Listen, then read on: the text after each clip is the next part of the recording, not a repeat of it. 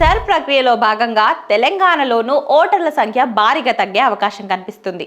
Sir ప్రక్రియ రాష్ట్రంలో ఈ నెల 10వ తేదీ వరకు పొడిగించారు. కాగా రాష్ట్రంలో ఓటర్ల జాబితా ప్రత్యేక సమగ్ర సవరణ ప్రక్రియ అనంతరం సుమారు 60 లక్షల మేర ఓటర్ల సంఖ్య తగ్గవచ్చని అధికారులు అంచనా వేస్తున్నారు. ఏపీలో దాదాపు 44 లక్షల ఓటర్ల సంఖ్య తగ్గింది.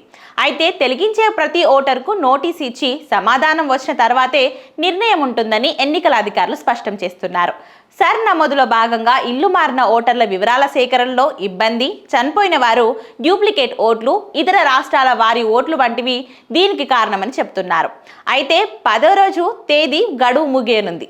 మరో 5 రోజుల సమయం ఉండడంతో అటు అధికారులు ప్రక్రియను వేగవంతం చేశారు.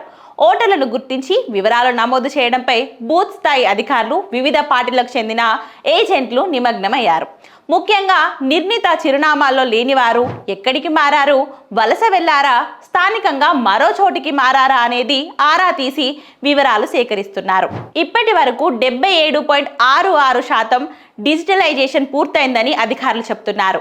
ఈ ప్రక్రియ హైదరాబాద్, మేడ్చల్, రంగారెడ్డి జిల్లాలో చాలా నెమ్మదిగా సాగుతుంది.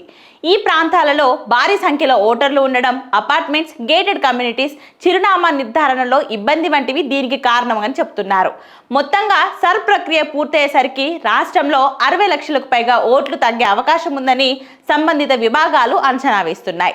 దాదాపు 40 లక్షల మంది ఓటర్ల జాబితాలోని చిరునామాలలో అందుబాటులో లేరని అధికారులు గుర్తించారు. వీరి విషయంలో సర్ ప్రక్రియ పూర్తయిన తర్వాత స్పష్టత రానుంది.